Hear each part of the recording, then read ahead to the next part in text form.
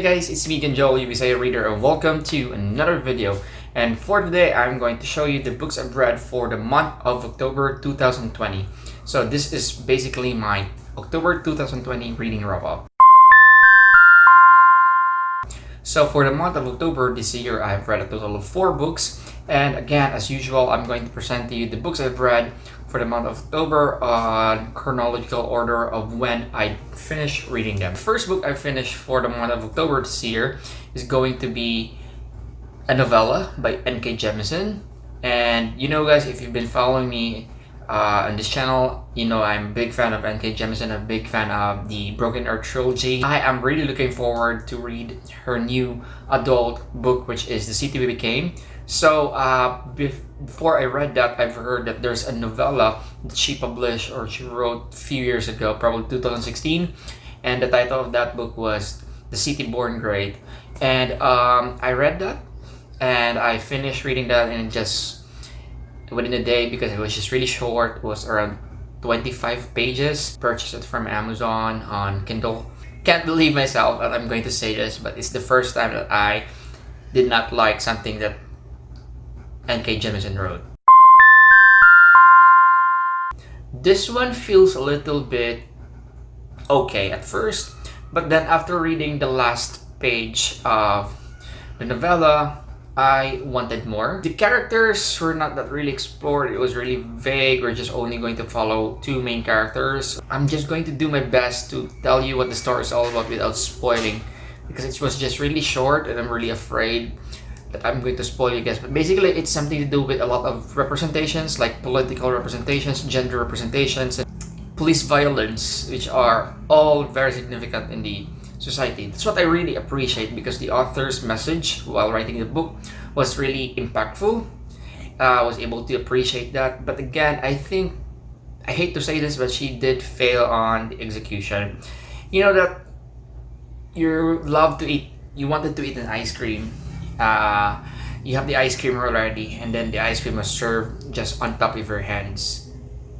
Would you still eat the ice cream? The story is just like The Cityborn Great is like the ice cream, but it does not have that container or scope or just even a glass of, you know, where you can place it and then a spoon to eat it. It was just placed on your hand, and it was just, it looks delicious, but it looks dirty and it feels so wrong because there's really a major component of the story was just really missing.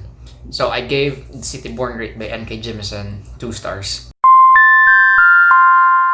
The next book I finished reading for the month of October is going to be a young adult contemporary. I have been wanting to read this several years ago, and I was really glad I was able to have a physical copy and read it this year. This is going to be Mosquito Land by David Arnold. The synopsis of this book is that we're following our main character Min. She is going to travel from Ohio to Mississippi, and the main reason why she's traveling all by herself on the road from Ohio to Mississippi because she ran away from her father and she's on her way to her mother. She's a broken family, and her father adopted her with her new stepmom. The plot is really easy to follow because we're just going to follow Min on her way to Mississippi, and then every pit stop, every location where the bus or where Min is taking us, that's where the plot really follows. Things are happening along the road, and that's also how we follow the story and the character. The character, for me, played a great role why I did not like this book. First of all, it was the typical David Arnold writing style in which he brings us too much inside the brain of the character. I don't know. I think it is good for someone who can really relate. It's just a case-to-case basis, but personally for me, it did not work because I think it was really too much. It was, you know, knowing what the character is thinking and how her brain works was just really too much for me. And I felt that it was kind of over the top already. Like it was too descriptive and too literal. And yeah, that resulted me not liking the main character. And again, it snowballed into me not liking the entire book because again, I was not able to like or love the main character Min. As much as I wanted to like her and empathize to what she's been going through, I did not really. And also, as much as I want to love this book because of the adventure plot, where the main character is traveling and have some many pit stops along the road, experiencing a lot of things along the road. But again, it did not work also because it was atmospheric, it was cinematic, but not enough for me to, be mind blown. So yeah, I gave this one 4 stars or 3.5, somewhere like that. The next book I finished reading this month is going to be my most anticipated and probably one of my most exciting read this year, and this is going to be Dear Edward by Anne Napolitano. I thought first that this is going to be an adult contemporary, but after reading this book, I was able to discover that this is actually a young adult contemporary book.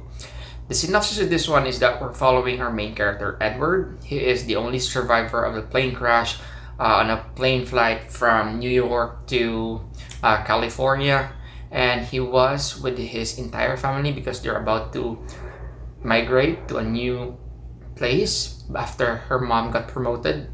And then, of all the passengers and flight crews on that flight, Edward was the only survivor. He lost his mom, his dad, and his older brother. He was 12 years old.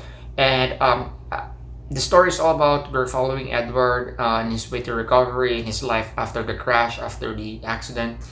And it really sounds tragic.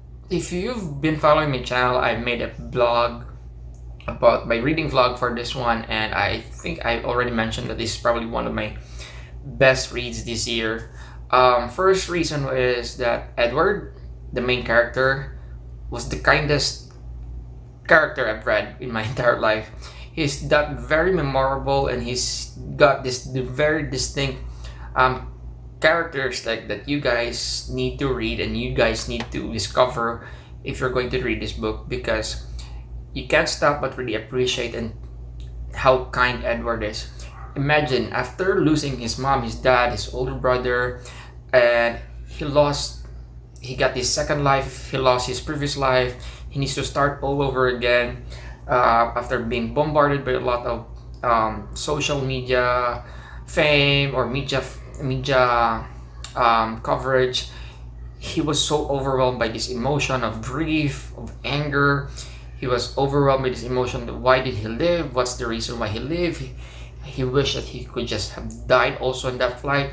All of this combined are enough for Edward to really hate the world. But he did not hate the world. Instead of hating the world, he was the kindest person in the world. It was just really amazing. You guys need to read this if you want to encounter a character that is very iconic. And Edward is an iconic character. The second reason why I love this book is because of the writing style. It was not complicated, it was not cheesy or flowery, it was just direct to the point. It was really perfect pacing and perfect writing style for the story. And lastly, the main reason why I love this book are the lessons I've learned. I've learned a lot of lessons in this book that first of all, the main lesson that I really appreciate after reading this book is that we actually don't have any reason not to be kind. Like, it's given that we need to be kind all the time, regardless of what's happening in our life, regardless if the world is giving us all the reasons not to be kind. Just choose to be kind, and everything will follow. This is what I really appreciate about. So yeah, if you're planning to read this, I hope you're going to pick this as soon as possible. I actually let me see. I received already the second copy. I actually have 2 copies for this. It's already there. My book of the month edition, hardcover edition, already arrived, but I'm just really tired to get it out of the box, so I'm just going to show it to you guys on my next video, which is probably my book outlet and thrift books and book of the month book haul, so watch out for that. And yeah, if you want to watch my reading vlog for this, I'll be putting the link of the reading vlog video of Dear Edward on the description below, so please check that one out. And And yep, we're down to the fourth and last book I've read for the month of October, and that will be young adult. Oh no, it's not a young adult, it's a middle grade. I think it's middle grade. Yep, it's middle grade fantasy book by Brandon Sanderson, Rhythmatist.